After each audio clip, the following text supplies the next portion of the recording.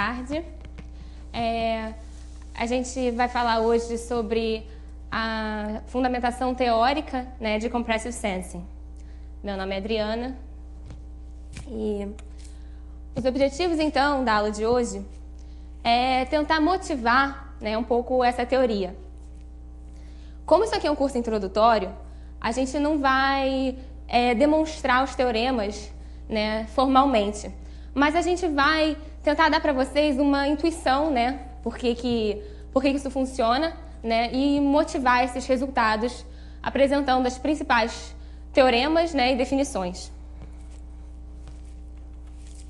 Então, ontem a gente estava falando sobre compressão, né? Os sinais da natureza, eles têm essa redundância, né, que o Eduardo mostrou para vocês ontem. Isso significa que a gente consegue representar esses sinais numa base que é esparsa. Então, quando a gente vai adquirir os sinais, o que acontece? O que acontece, por exemplo, na sua câmera digital, né? Todo mundo aqui tem acesso a uma câmera digital. O que ela faz? Ela tem ali um grupo grande de sensores que vão capturar uma matriz de dados de cor. Então, se, por exemplo, a sua câmera digital tem 8 megapixels, ela vai adquirir 8 milhões, né, de informações de cor. Só que cada cor é um dado em RGB, né, uma intensidade de azul, de verde e de vermelho. Então, a gente captura 24 milhões de dados de cor. Desculpa, de dados de intensidade luminosa. 24 milhões. E assim, se a gente gasta 1 byte para armazenar cada informação luminosa, né, então uma imagem tem 24 megabytes. Isso é muito grande, né? Todo mundo aqui sabe, né? Já pegou uma câmera digital, né? Levou os dados para o computador e sabe que uma imagem tem 1/10 disso, menos, né? Uma imagem boa resolução. Por quê? Porque dentro da sua câmera digital tem um processador lá que vai pegar essa imagem e vai comprimir. Porque a imagem, ela é esparsa. Como o Eduardo mostrou ontem, no domínio da DCT ela é esparsa. Então a gente pega aquela quantidade absurda de dados, leva isso para uma base, faz uma mudança de base e enxerga eles, por exemplo, na DCT, na transformada do cosseno.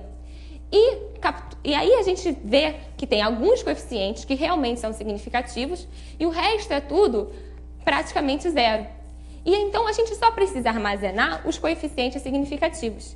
E com isso, né, a gente comprime a imagem e a gente consegue representar a imagem num formato comprimido. Esse caso da DCT é o formato JPEG, que é o que as câmeras usuais usam. Então, repara, o que está acontecendo aqui? Eu fui lá, eu peguei vários e vários sensores, capturei uma quantidade muito grande de dados, mas dentro da câmera digital, eu já joguei fora 90% dos dados que eu capturei. Então, eu tenho um custo grande de adquirir coisas, simplesmente para logo em seguida jogar fora, né, a maior parte da informação. Por quê? Porque essa informação é redundante. Então, isso mostra um certo desperdício, né? Por que eu tenho que capturar tanto dado só para jogar fora a maior parte logo em seguida? E é nesse contexto, né, que vem Compressive Sensing. Compressive Sensing tenta melhorar o processo de aquisição fazendo o seguinte: eu vou abstrair desse paradigma, que é o paradigma comum, né, de amostragem seguido de compressão. Eu já vou amostrar, né, na minha, que a gente chama de taxa de informação, né? Eu já vou pegar a minha informação sem redundância. Então, eu vou ter um outro tipo de medidas, vou amostrar de uma outra forma, vou armazenar uma quantidade bem menor de dados e a teoria diz que eu sou capaz de reconstruir esses dados a partir de um processo que é um processo de otimização. Então, é isso que a gente vai tentar fazer. A gente vai tentar já capturar os dados de forma comprimida. A gente já vai tentar tomar poucas medidas e vai mostrar que é possível reconstruir os dados, mesmo com poucas medidas, a partir de um processo de otimização. Por quê? Porque os sinais da natureza são assim. Os sinais da natureza são esparsos, ou eles são redundantes, existe uma transformação que faz com que esses dados sejam esparsos. Então, se eu tenho um sinal assim, eu não quero fazer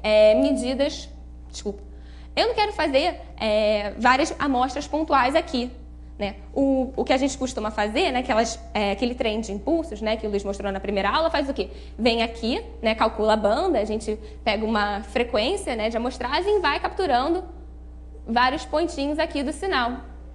Só que quando eu faço isso, a maior parte dos dados que eu pego são zeros. E zero para mim não é informação. Se eu tenho um sinal desse e eu quero medir, qual é a melhor coisa que eu faço? Eu venho aqui, pego esse cara, pego esse e acabou. Eu só preciso aqui fazer 5 medidas. Eu só preciso saber a informação desses 5 coeficientes significativos. Então, por que eu tenho que ficar fazendo critério de Nyquist e tomando várias medidas se eu só quero 5? Porque eu não conheço a posição dos coeficientes significativos. Lembra que o Eduardo mostrou ontem a transformada wavelet da Lena e também daquele octágono? Né? A gente sabe que a maioria das imagens, né, as imagens que a gente costuma lidar, que não são ruído, por exemplo, elas são esparsas, né, num domínio, por exemplo, de wavelets. Mas a gente não conhece a posição dos coeficientes. Então, eu não sei que o coeficiente significativo está aqui, aqui, aqui, aqui, aqui. Eu sei que são poucos, mas eu não sei onde eles estão. Então, quando eu tomo poucas medidas, o que acontece? Imagina que eu estou tomando só 5 medidas, escolhendo qualquer lugar. Provavelmente eu não vou capturar nada, porque provavelmente eu só vou pegar zeros. Então, esse que é o problema. Eu não posso tomar poucas medidas porque eu não conheço, né, a posição desses coeficientes significativos. E aí é que entra a primeira artimanha de Compressive Sensing. Porque a gente fala assim, olha, realmente, amostras pontuais não vão funcionar. Então, o que eu vou fazer? Em vez de fazer amostras pontuais, eu vou tomar outro tipo de medidas do sinal.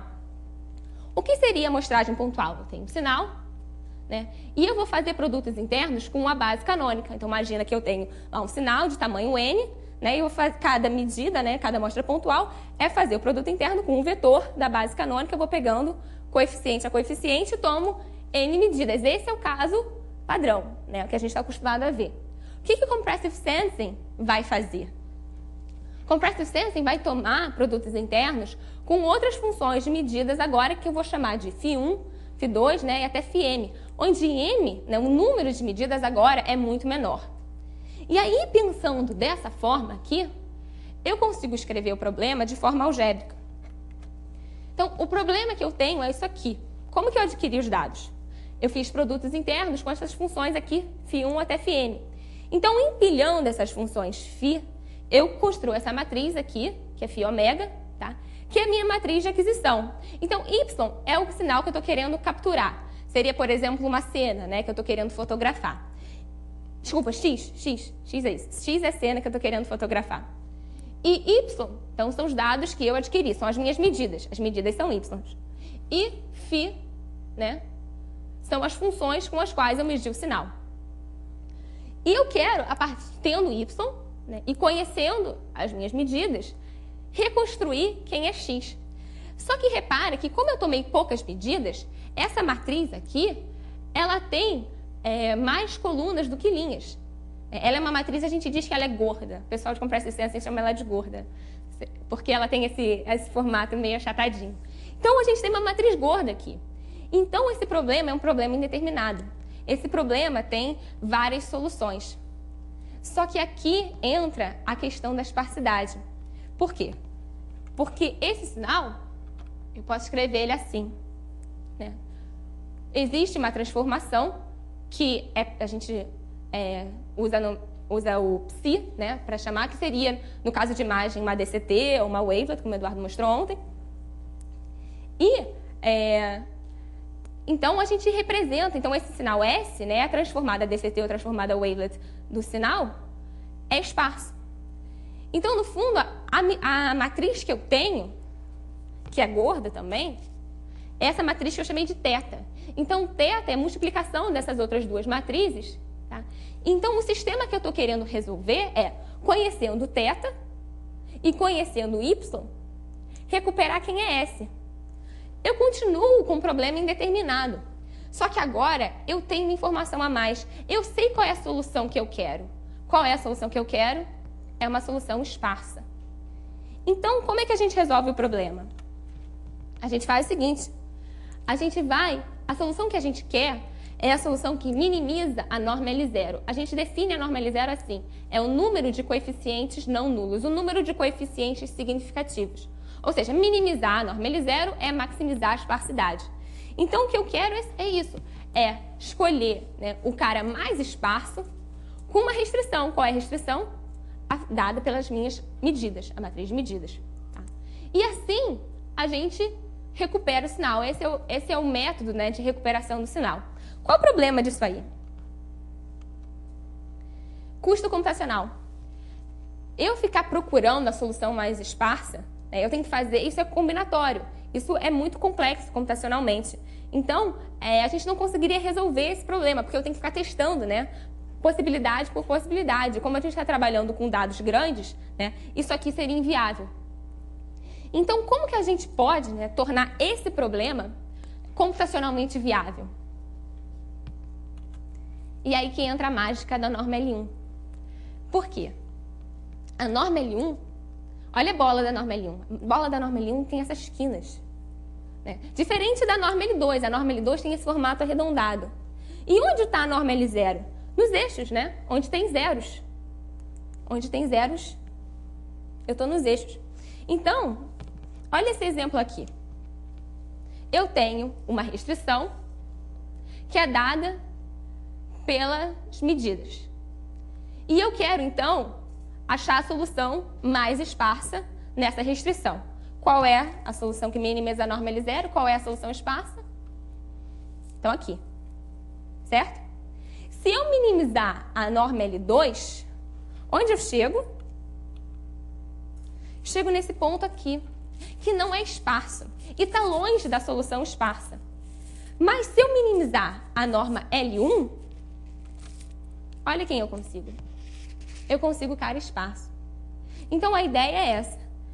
A ideia é, então, em vez de minimizar a norma L0, eu minimizo a norma L1. E esse problema aqui é um problema de otimização convexa. Esse problema ele pode ser resolvido a partir de algoritmos de programação linear. Então, eu consigo tratar isso aqui computacionalmente. Tá? Então, a ideia é essa. Qual é o método, então, de reconstrução? Eu vou capturar, vou fazer medidas do sinal, um número de medidas pequeno, né, em relação ao tamanho original do sinal, e vou reconstruir fazendo o quê? A minimização da norma L1. E essa, então, é a ideia central. E aí vocês podem perguntar, tá bom, parece legal, né? Pelo que a gente viu aqui, intuitivo, né? Essa ideia de recuperar o sinal. Mas será que isso vai funcionar? Né? Essa matriz de medidas, essas funções de medidas, eu falei que não podia ser a base canônica, né? Mas o que pode ser? Pontual não pode ser, são medidas. Que medidas são essas? E qual é o número de medidas? São poucas medidas? Poucas quantas? Será que pode ser uma medida só? E depois, que tipos de resultados eu posso garantir? Será que isso funciona? Será que isso não funciona? Quando funciona? Então, a teoria de Compressive Sensing vai justamente buscar responder essas perguntas. Agora que a gente conhece o método de reconstrução, a gente vai se perguntar, tá bom, eu posso garantir bons resultados? Eu posso garantir robustez do método? E é isso que a gente vai, então, tentar responder a partir de agora. Alguém tem alguma dúvida? Aqui é um bom ponto, assim, aqui é uma boa quebra. Porque aqui a gente viu algoritmos de reconstrução e vai entrar um pouco mais nos teoremas. Se alguém tiver alguma pergunta, tudo bem? Pode seguir? Então, o primeiro teorema vocês já conhecem, porque o Luiz falou dele na primeira aula.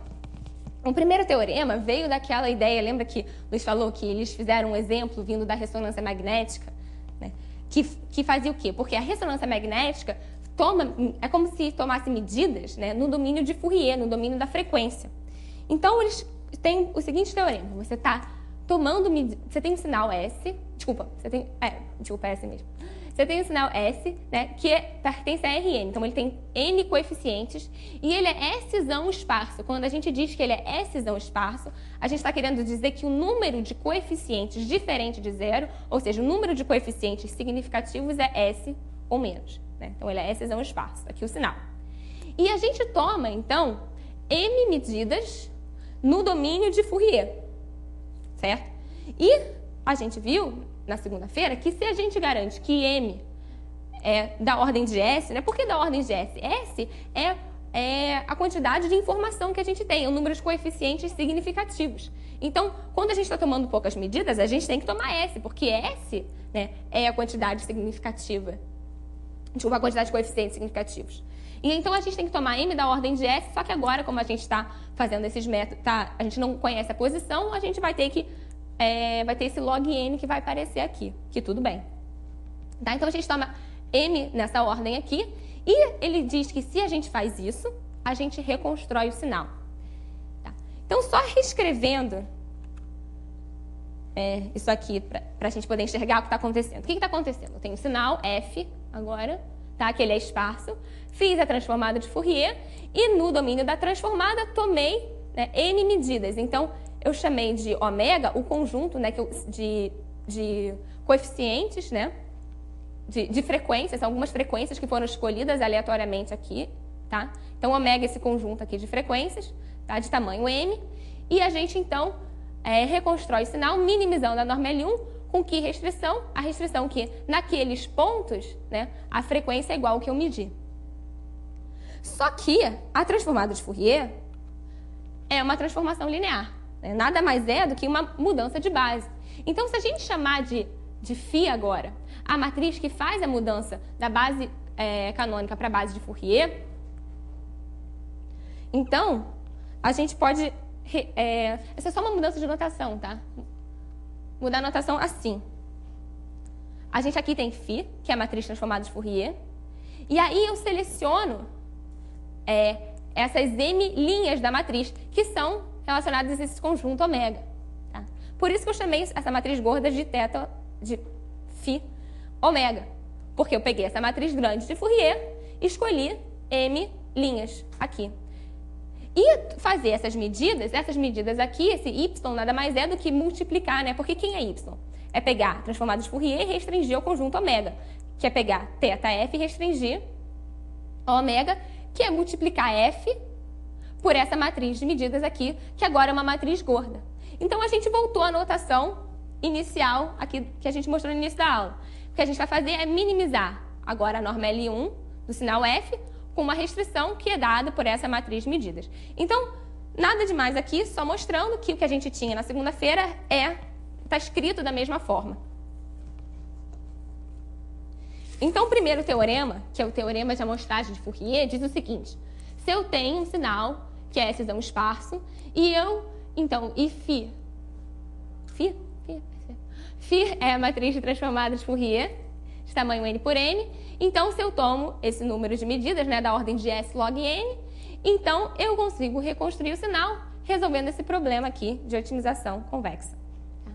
E essa é a nossa primeira garantia. A primeira garantia é o quê? Que se as medidas são feitas com base de Fourier, funciona.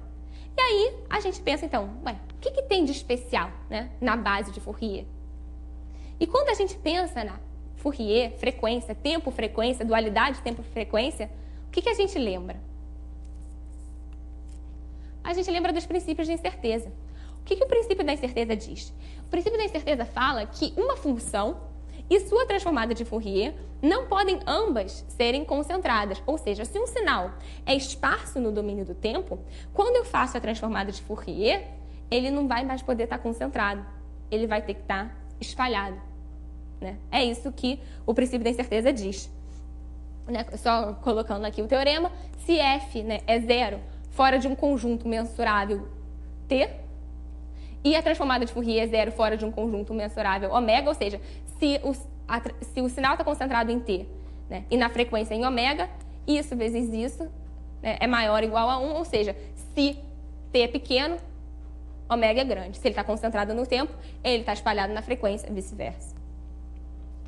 E aqui entra a segunda artimanha, porque o teorema, né, o princípio da incerteza sempre foi visto como uma coisa negativa, né? A gente tem aquelas brincadeiras, olha, você quer ir para uma palestra sobre o princípio da incerteza? Eu posso até te dizer quando é ou onde é, mas as duas coisas eu não posso te dar, né? Por quê? Porque é aquela incerteza, né? O princípio diz que eu não posso ter todo o conhecimento sobre o sinal, né?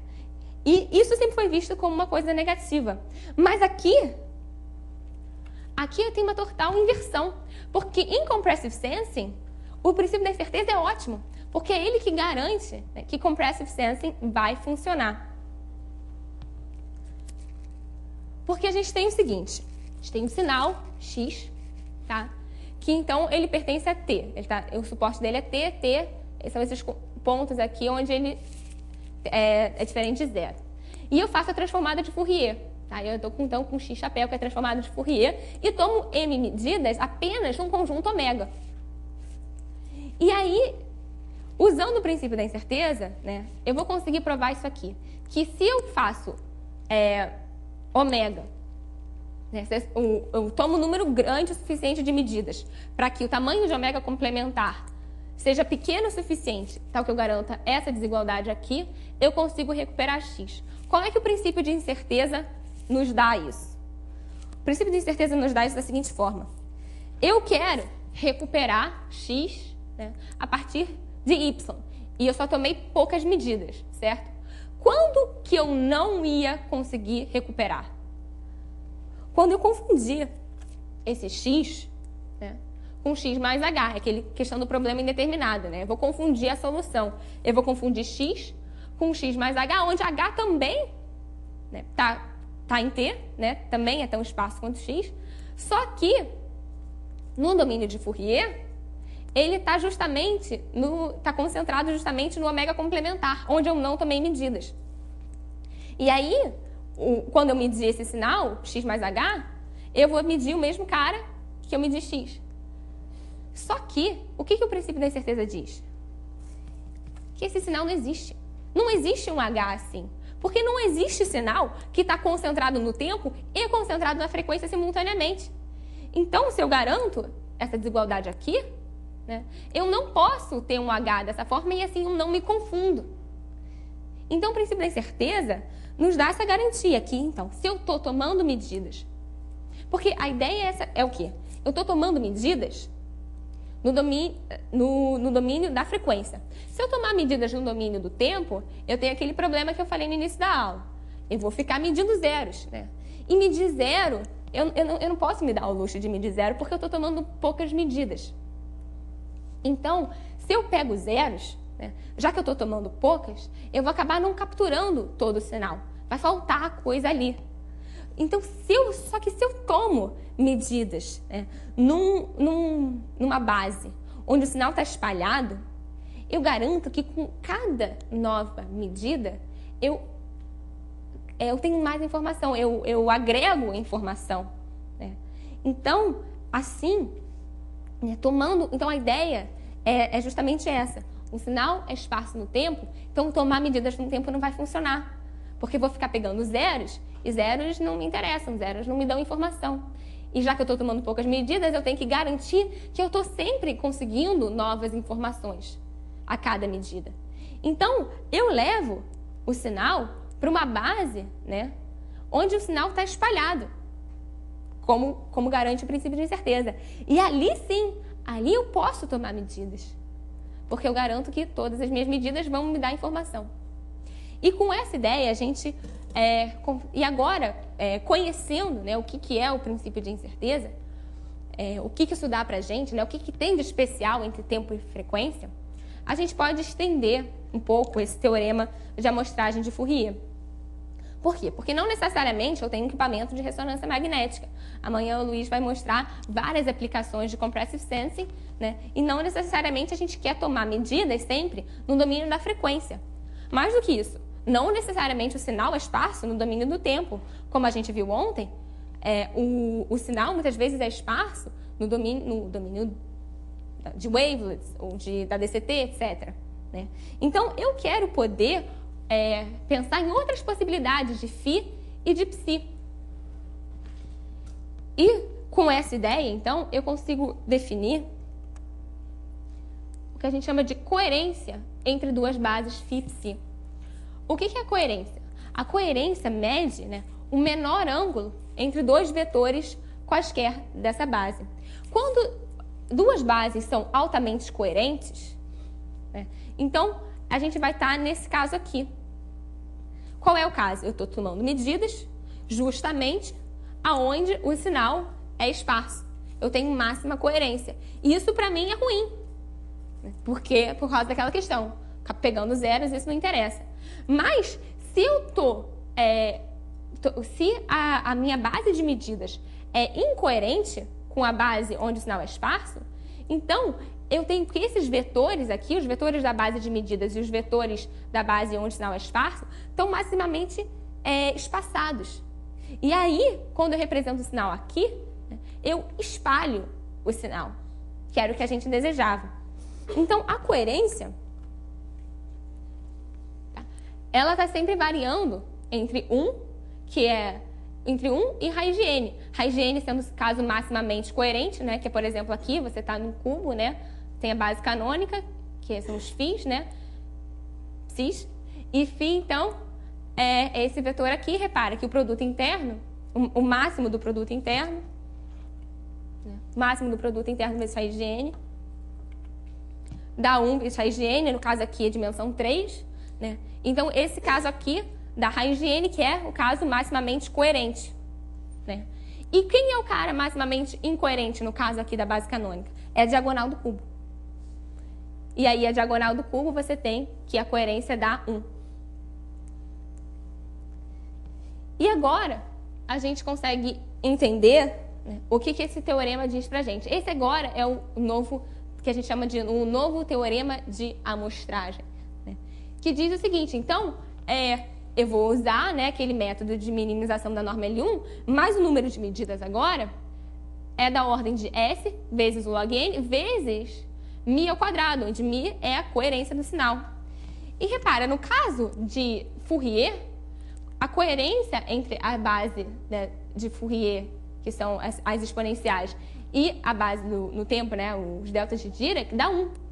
Então, aqui vira 1 e eu volto ao teorema anterior. É o mesmo teorema que eu tinha antes. E no caso maximamente coerente? O caso maximamente coerente, quando eu estou tomando medidas exatamente onde o sinal é esparso, então eu tenho μ igual a raiz de n, ou seja, μ é quadrado da n. O que isso quer dizer? Quer dizer que eu sou obrigada a medir todo mundo.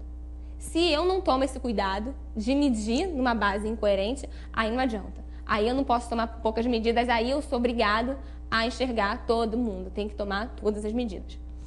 Essa é a ideia. E agora a gente vai introduzir mais um conceito. O próximo conceito é o conceito de RP, que é propriedade de isometria restrita. Agora a gente já está com todas essas ideias, né, de espalhamento, de incerteza, de coerência. E agora a gente vai caracterizar realmente quem é a matriz que a gente quer. A matriz de medidas, né, no caso agora θ, né? θ é φ, né, vezes a psi. Agora já é todo mundo junto. Então, o que eu quero de θ? Né? Agora, quando eu dou repara que essa propriedade é uma propriedade da matriz θ, né? θ ômega, que já é aquela matriz gorda que estava no início da aula. Aqui já está embutido o número de medidas e característica dos espalhamentos entre as bases. Está tudo aqui embutido nessa propriedade. E aí a gente define a constante de isometria restrita. Aqui na property é constante.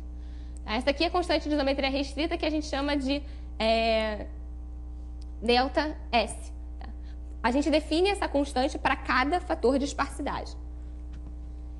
E repara que a propriedade está querendo dizer é uma limitação, né? A existência e limitação de um delta S que garante que é o menor número que dá essa desigualdade aqui pra gente. O que essa desigualdade é? Primeiro, ela é uma isometria restrita, porque está dizendo que com as medidas, né, a energia das medidas, tá? Ela não é igual, né, à energia total do sinal, mas ela tá aproximada aqui, né, ela está restrita, né, a essas duas energias aqui, se delta é pequenininho. Mais do que isso é um princípio de incerteza também, porque está dizendo que se um sinal é esparso, S esparso, então ele não pode estar concentrado em ômega complementar. Por quê? Porque a energia nele em ômega é suficientemente grande. Essa desigualdade aqui é um princípio da incerteza. Porque aqui tem energia, né, muito grande, né, da ordem disso aqui.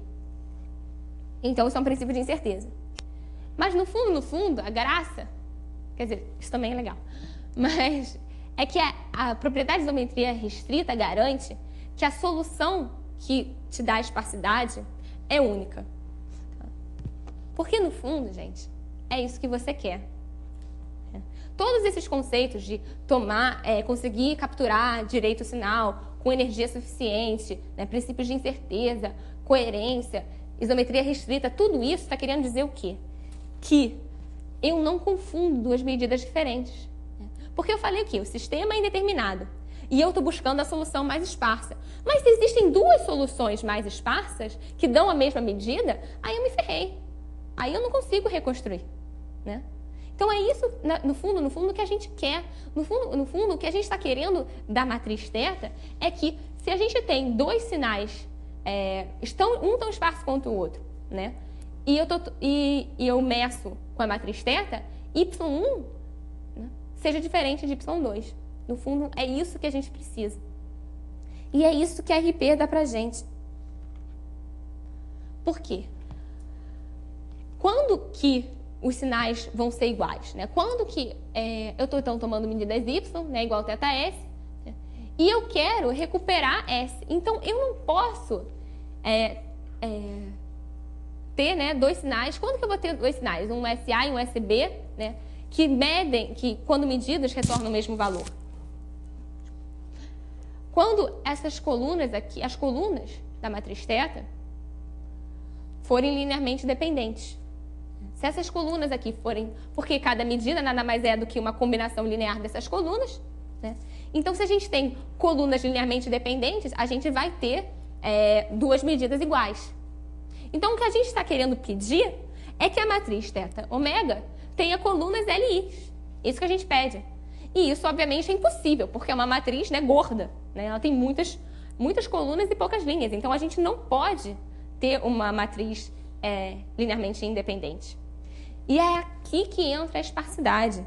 Porque, como a gente está trabalhando com sinais esparsos, a gente não precisa que essa matriz, né, tenha colunas linearmente independentes. A gente apenas precisa que combinações lineares de S colunas...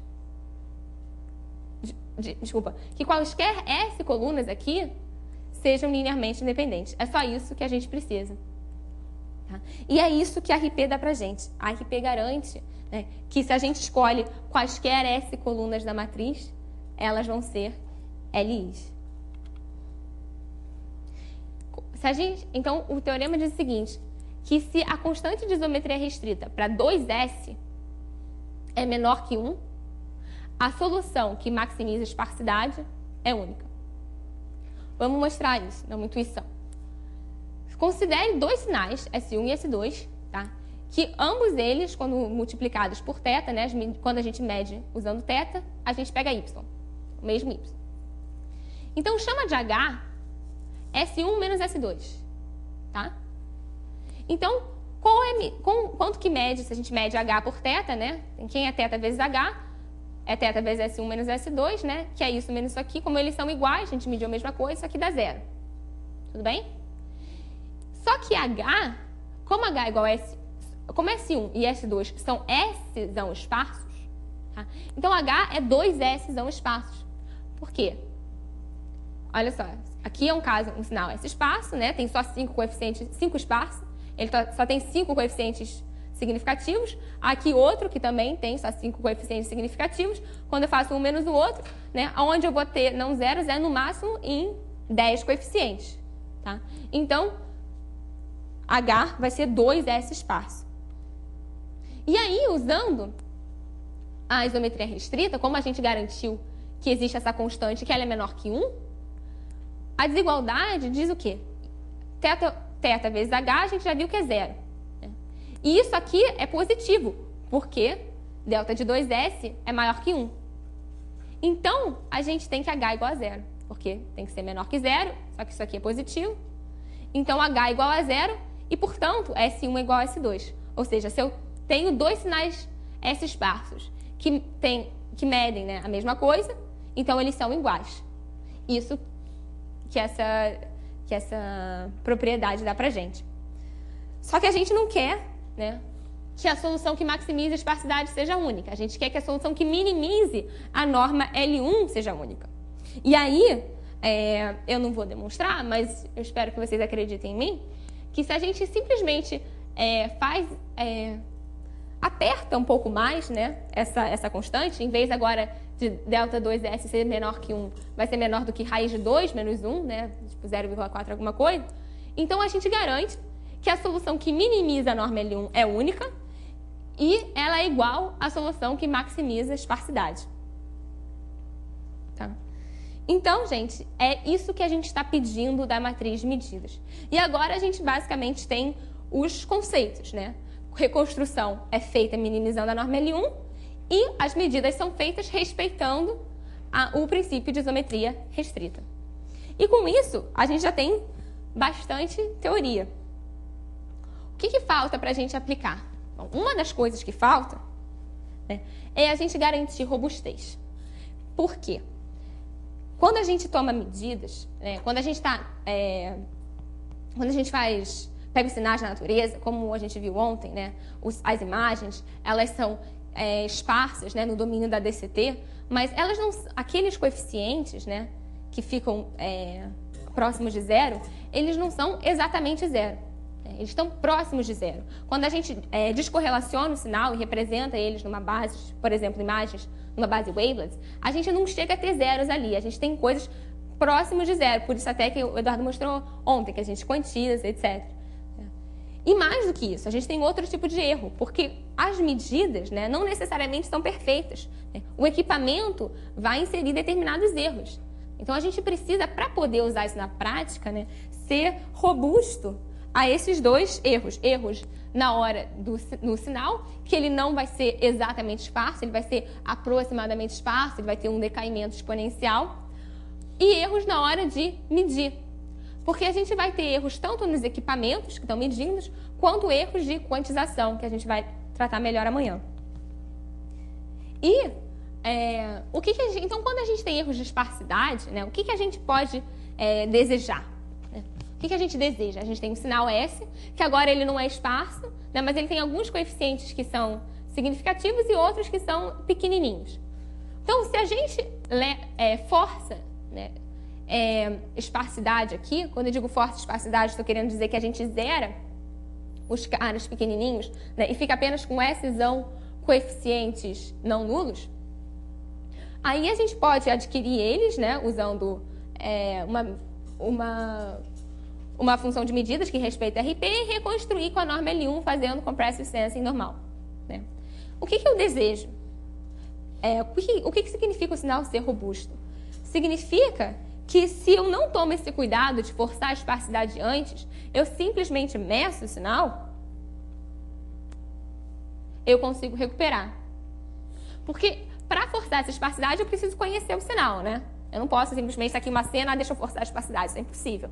Então, eu vou capturar fazendo medidas, né? E eu quero recuperar, né, o sinal. Agora, como eu estou inserindo erros, qualquer método de compressão, quer dizer, os métodos que a gente está trabalhando de compressão são métodos que adicionam erros de qualquer jeito, mas a gente quer que os erros sejam os erros de esparsidade, não mais do que isso. É isso que a gente deseja, então, e é isso que a propriedade de isometria a propriedade de isometria restrita garante. Se a gente está, se S, né, S til, então, é o sinal que a gente recuperou minimizando a norma L1, então o erro dele em relação ao sinal original é da ordem, né, dos erros de esparsidade. S menos Szão, que é a diferença entre esses dois caras. Então, o erro é a diferença entre esses dois, dessa ordem. E a outra coisa que a gente quer é garantir que ele seja robusto a erros de medidas. Então, agora, a gente não tem mais y igual a θs. A gente agora tem y igual a θs mais n, onde n é um noise, né? É um ruído. E é um ruído, claro, que tem energia limitada, a gente não pode estar, né, adicionando um ruído absurdo. Então, agora, a gente tem que tomar o seguinte cuidado, porque antes a gente estava minimizando a norma L1 com que restrição? Essa restrição aqui. E se a gente fizer isso, agora o algoritmo pode se perder, né, porque agora a gente não tem mais isso. A gente agora não pode usar essa restrição, né, de igualdade. Então, a gente vai substituir isso por uma restrição de desigualdade, que é essa aqui. Tá? Então, o que a gente tem aqui? Que o erro, né, a diferença entre o que a gente capturou, né, e as medidas reais, tá, é menor do que o tamanho do ruído. E aí, outro resultado que a gente tem é que se a gente garante, né, isso aqui, né, que é a propriedade de isometria restrita, então a solução, o erro da solução é da ordem do erro de esparsidade, né, mais o erro das medidas. Né. Agora, já considerando os dois tipos de erros, então, com isso a gente diz que o Compressive Sensing é robusto. E agora, falta a última coisa. Quanto tempo eu tenho? Tem bastante tempo. E agora, vem essa aqui é a última parte da aula, então para quem está dormindo pode acordar. Eu estou acabando. Poxa, foi super rápido, nem esperava. E essa é uma parte muito legal, porque até agora, né, a gente falou direitinho como a gente está reconstruindo, falou das propriedades, né, do método da matriz de medidas, mas a gente ainda não deu nenhum nome, né? Que matriz, então, eu vou usar? Né? A gente só falou da de Fourier. Até agora, a gente não deu nenhum exemplo de matriz que a gente possa realmente usar. E o chato, né, dessa propriedade de isometria restrita, apesar de que ela dá vários resultados teóricos interessantes, é que você pegar uma matriz θ e fazer esse cálculo, calcular essa constante, isometria restrita, é um cálculo combinatório também. Ele é complexo computacionalmente. Então, não dá para você ficar testando. Você já quer ter alguns conjuntos de medidas que funcionem. Então, vamos pensar na hora de... A gente está querendo construir uma matriz, né, de medidas. O que a gente quer? A gente quer desenhar uma matriz quando a gente pega quaisquer S colunas dela, elas são linearmente, né, independentes. É isso que a gente desejava. Né? E determinar uma matriz assim é um problema muito difícil, porque eu tenho que ir calculando e vendo, será que essas colunas são mesmo linearmente independentes? E aqui que entra a última artimanha da aula de hoje, que é quando a gente reinsere, né, a aleatoriedade. Porque se a gente faz com que a matriz medidas seja... tenha cada coeficiente dessa matriz venha de uma variável gaussiana de média zero, ID, etc., e garante que o número de medidas é dessa ordem aqui, de S vezes um fator logaritmo, então a gente tem que essa matriz aqui, ela respeita RP. Isso é muito legal. Porque agora a gente pode tomar medidas simplesmente usando, né, essas distribuições, a distribuição gaussiana. Mais do que isso, a gente mostra que... é possível mostrar, né? Eles mostram. Que dá para funcionar também quando a gente pega matrizes gaussianas, né, e ortogonaliza, tá? E também para matrizes binárias e para outros tipos de distribuições probabilísticas.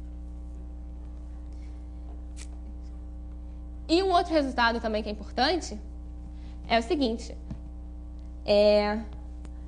Se θ é uma matriz ortogonal que foi capturada selecionando M medidas, tá? Então você tem θzão, que é uma matriz ortogonal, e estou escolhendo aleatoriamente M colunas.